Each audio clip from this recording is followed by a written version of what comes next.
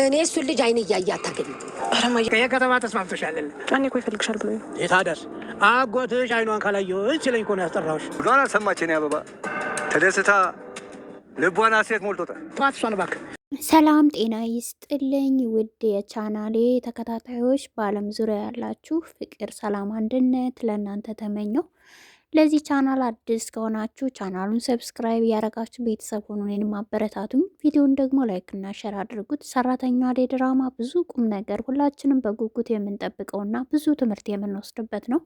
አደይ ገጠር ዛሬ ላይ ገብታ እንግዲህ አባትየው ሌላ ሀሳብ አስበው ነበረ ነይ ብለው አጣድፈው በስልክ እየጠሯት፣ እናትየዋ ግን በተቃራኒ ደግሞ ዴብን አታገባም የሚል ውሳኔ እንድትወስን ብቻ ነበረ ነይ እያሏት፣ ዛሬ ላይ ይህን ሀሳብ ተቃውሞ እንደሆነ አቅርበውባት ነበረ። አደይ ግን ነይ ስትለኝ እኮ መጣሁኝ ጫኔ ነግሮኝ ስትል አባቷም እንግዲህ ስትሄድም አጎቷንም ሆነ አባቷን ሰላም ካለሽ በኋላ አው አጎትሽ ናፍቆሽ እኮ ካላየዋት አይኗን ሲለኝ በማለት እያሳበበ ነገሮቹን ለስለስ በማለት እና እሷን አስቦላት እንደጠራት በማድረግ አምሮብሻል፣ ከተማው ተመችቶሻል ብሎ አባብሎ እንግዲህ ከእህቷ ከብርሃኔ ጋር ነበር የሄዱት። እዚያም ብርሃኔንም ሰላም ብላት በጣም ደስ ብሏት ነበረ ስታገኛት። ብርሃኔ ግን ብዙም ደስተኛ አይደለችም። የሰራችው ጥፋት ያው እንግዲህ በዴብ ጉዳይ እሱን ስለምታስብ ማለት ነው። ይቅርታን ብላት ነበር አቅፋት። ስለምንድን ነው ይቅርታ የምትይኝ ስትላት በመሀል አለልኝ መጥቶ ስለነበር ነገሩን አቋርጠውታል። ሌላው ለሊ ማዘሯ ታግታን በህይወቴ መኖር የለብኝም በፍጹም በእኔ ምክንያት እሷ የኔ አክስቲን ሁሉ ያደረገችው ይህ ደግሞ የኔ ጦስ ነው።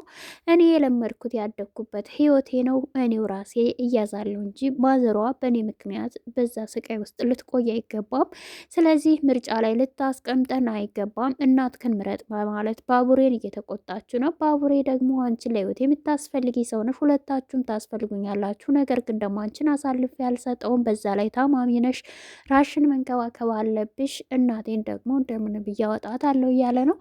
ያገታት ገጀራው ጓደኛውንም እየነገረው ነበር። እናቴን መልሳት እያለው ነው። እንግዲህ ሴት መርጠህ እኔን ስለካድከኝ ልጅቷን ስታመጣለልኝ እናትክን ትወስዳለህ የሚል ማስፈራሪያ ዛቻ ነው። እንግዲህ እናትየዋም ልጆችን ለምን ታሰቃያቸዋለህ በዚህ ልክ ልጅሽ ነው የፈረደብሽ ሲል ልጅማ በእኔ ጨክኖ እንደዚህ አያደርገኝም ስትልም እንግዲህ እሱን ራስሽ ዝም ብለሽ ብዙ አትለፍልፊ፣ እንደውም እኔ አንቺን ያልመታውሽ ልጅሽን ባቡሬን ፈርቻ ክብሬ ነው በማለት ሲነግራት፣ ለምንድን ነው እናት የለህም ወይ እህት የለህም ወይ ወይስ ደግሞ በማለት ሴት ልጅ በዚህ ልክ እያለችው ነው። ነገር ግን ለሴት ምንም ግድ እንደማይሰጠው ገንዘብ ብቻ እንደሆነ አላማው እየተናገረ ነበረ።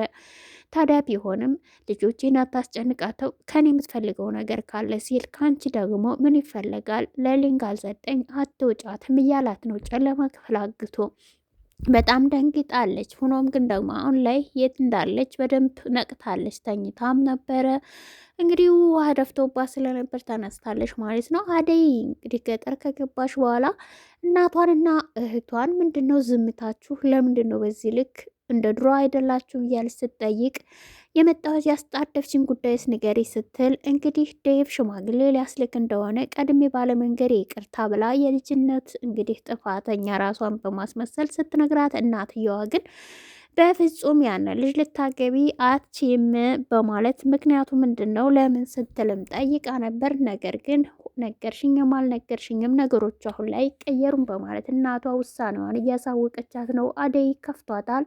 ምን ማለት እንዳለባትም ግራ የገባት ትመስላለች። እህቷም እናቴ ምንድን ነው ስትል አንቺ ዝም ብለሽ አርፈሽ ተቀመጭ በማለት ብርሃኔን ስትቆጣት እናትየዋ ተመልክተናል። አደይ እንግዲህ የሄደችው ነገሩን አሳምራ ቋጭታ እንዲሁም ማስተካከላ ልትመጣ እንጂ በፍጹም አባትየውም ሆነ እናትየዋ ሌላ ተንኮል ያስባሉ ብላ በውስጧ እንዳላሰበች አሁን ላይ እኛ የምናውቀው ነው። ቀድመንም የተረዳነው ነገር ነው። ዶክተር እንግዲህ ዛሬ ላይ ለአደይ ልደውልላት ወይስ ምን ላድርግ እያለ ነበር። ይህን ያለበት ምክንያት ደግሞ ለሊ እንግዲህ ከሕክምናው ቀጠሮ ቀርታለች። ራሷን እየተንከባከበች አይደለም። እንግዲህ እሱ የሆነበት ደግሞ በጎን ባቡሬ አትሄጂም ብሎ ሲከለክላት ከአጋጁ ጋር ተደዋውላ እኔ እመጣለሁ ማዘሯን ልቀቃት እንደፈለግ ካርገኝ እኔን በማለት እንግዲህ ተስማምታ በስልክ ስትሄድም ተመልክተናት ነበረ። በእውነቱ በሚያሳዝን ጉዳይ ዛሬ ላይ የተመለከት ነው። ታዲያ ስለሌሊም የምታውቂው ነገር ካለ ንገሪኝ ሲል ቤዛን እየጠየቃት ነበር። ስለ ህመሟ ጠይቀው የካንሰር ታማሚ እንደሆነሽም ነግሯት ነበረ። ግን ደግሞ ትሞታለች ስትልም አትሞትም፣ ራሷን ከተንከባከበች ችግሩ እሷ ግድ የለሽ ሆነች እንጂ በሰዓቱ ሕክምናዋ እየተከታተለች አይደለም እያላት ነበረ። እንግዲህ ሩታም ዶክተሩን አፍቅረዋለች። ዛሬ ላይ እንግዲህ ተመልክተናት ነበር መንገድ ላይ ሲሄድ አይታ ራሷን ስታ እየወደቀች በመምሰል እንግዲህ እሱ እንዲንከባከባትና እንዲይዛት ወይም ደግሞ ከእሱ ጋር ለማውራት የፈጠረችበት እድል ነበረ። መኪና ውስጥ አስገብቶ ወስዶም ትሪት ካረጋት በኋላ ምን ሆነሽ ነው ግን አሞሽ ነው ወይ አሁን ተሻለች ሲላት ደህና ነኝ አሁን ምንም አልሆንኩም ደህና ነኝ በጣም በህልም ያየሁትን ሰው ሳይ እንግዲህ በእውነት ያይችህ አንተን ደነገጥኩ ስትልም እኔን ነው በህልምሽ ያየሽው ይህ ነገር እኮ ያጋጥማል አንዳንድ ሰው ላይ አልፎ አልፎ እያላት ነው። እሷም ብላ እድሉን ተጠቅማ ከዶክተሩ ጋር ማውራትና ስለሱ ማወቅ ፈልጋ ይመስለናል። አዎ ነው ደግሞ ወደዋለች። እሱ ግን በነገሩ ግራ ተጋብቶ እንግዲህ ተሰናብተውም በፈገግታ ስትወጣ ከቢሮውም ተመልክተናታል ማለት ነው።